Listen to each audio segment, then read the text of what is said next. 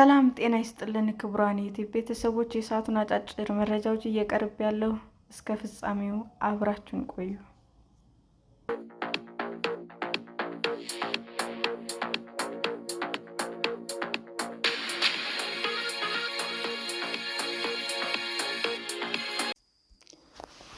የውጭ ሀገር ስራ አገናኝ ኤጀንሲዎች በአዋጁ መሰረት በ3 ቀናት እንዲመዘገቡ ጥሪ ቀረበ።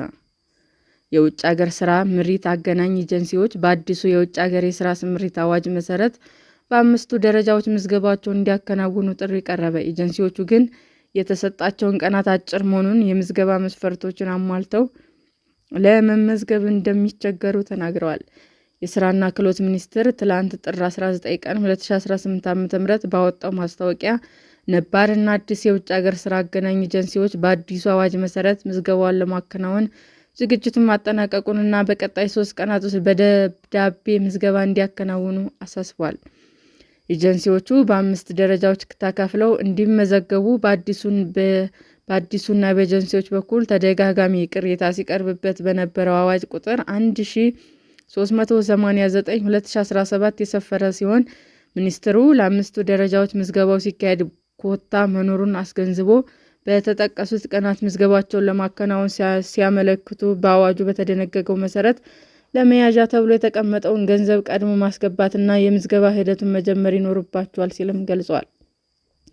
ለአንደኛ ደረጃ ኤጀንሲ ለመመዝገብ ደብዳቤ የሚያስገቡ ኤጀንሲዎች በአዋጁ መሰረት 50 እና ከዚያ በላይ ሰራተኞች ሊኖሯቸው እንደሚገባ፣ ካፒታላቸውም 20 ሚሊዮን ብር እና $250,000 የዋስትና ገንዘብ ወይም ተመጣጣኝ የኢትዮጵያ ብር ማስያዝ እንደሚኖርባቸው ተገልጿል። የሚፈጠሩት የስራ ትስስር በአንድ መዳረሻ ሀገር 20 የማይበልጥ እንደማይሆንና ይህም ፍቃድ ባወጣበት ሀገር ላይ መሆኑ እንደሚኖርበት፣ ነገር ግን ፍቃድ የሚያወጣባቸው ሀገሮች ገደብ እንደሌለበት ሚኒስቴሩ ማስታወቂያው አስታውሷል። ካፒታሉ 15 ሚሊዮን ብር እና $200,000 ወይም ተመጣጣኝ የኢትዮጵያ ብር ዋስትና ማስያዣ እንደሚገባ የተገለጸው ሁለተኛ ደረጃ ኤጀንሲ ከ20 የማይበልጥ የስራ ትስስር ብቻ መፍጠር እንደሚፈቀድለትና ፍቃድ የሚያወጣባቸው ሀገሮችም ከ8 መብለጥ እንደማይችሉ በገንዘብ ለምዝገባ እንዲቀርቡም ተብሏል። የቤት ውስጥና የጉልበት ስራ ብቻ እንዲልኩ በአዋጁ የተፈቀደላቸው ሶስተኛ ደረጃ ኤጀንሲዎች 10 ሚሊዮን ብር ካፒታል $150,000 ወይም ተመጣጣኝ የኢትዮጵያ ብር ማስያዥ እንደሚኖርባቸው ሚኒስቴሩ አሳስቦ ከ16 የማይበልጡ የስራ ትስስር እንደሚፈጥሩም ተመልክቷል። ከ4 ከማይበልጡ ሀገሮች ብቻ ፍቃድ እንዲያወጡ የተፈቀደላቸው 4 ደረጃ ኤጀንሲዎች የሚፈጥሩት የስራ ትስስር ከ8 የማይበልጥ መሆኑ ተገልጿል። ሊኖራቸው የሚገባ ካፒታል በሚመለከት ያብራራው የሚኒስቴሩ ማስታወቂያ $100,000 ወይም ተመጣጣኝ የኢትዮጵያ ብር ማስያዣ እንደሚኖርባቸው አስታውቋል።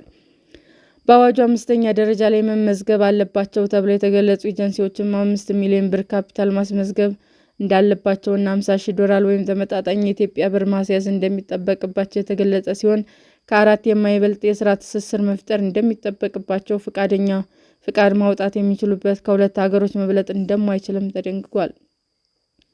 በሁሉም ደረጃዎች ለመመዝገብ ደብዳቤ የሚያስገቡ ኤጀንሲዎቹ ለእያንዳንዱ ኤጀንሲ የተወሰነ ኮታ መኖሩን በመገንዘብ በፍጥነት እንዲመዘገቡ ሲልም ሚኒስቴሩ አሳስቧል። ስራና ክህሎት ሚኒስቴር አዋጅ ቁጥር 1389/2017 ድንጋጌን ጠቅሶ አስቸኳይ የተመዘገቡ ጥሪን በሚመለከት አስተያየት የሰጡ የውጭ ሀገር ስራ አገናኝ ኤጀንሲዎች ስማቸው እንዲጠቀስ ያልፈለጉ አዋጁን ተከትሎ ስለ አፈጻጸሙ መመሪያ ይወጣል በመባሉ እየጠበቁ እንደነበረም ተናግረዋል። መመሪያው ባልወጣበት ሁኔታ በ3 ቀናት ውስጥ ለመመዝገብ አዳጋችና የማይቻል መሆኑን ተናግረዋል። ምክንያታቸውን ሲናገሩም የተጠየቅነው ገንዘብ በአንድ ጊዜ ለማሟላት ከማስቸገሩም በተጨማሪ ለማን እንደሚከፈልና በማን አካውንት እንዲሁም በየትኛው ባንክ ገቢ እንደሚደረግ ወይም እንደሚያዝ ግልጽ አለመደረጉንና በግዳጅ የሚፈጸም ከሆነ በርካታ ልምድ ያላቸውና ብዙ ዜጎች የላኩ ኤጀንሲዎች ላይመዘገቡ ይችላሉ የሚል ፍራቻም እንዳላቸው አስረድተዋል።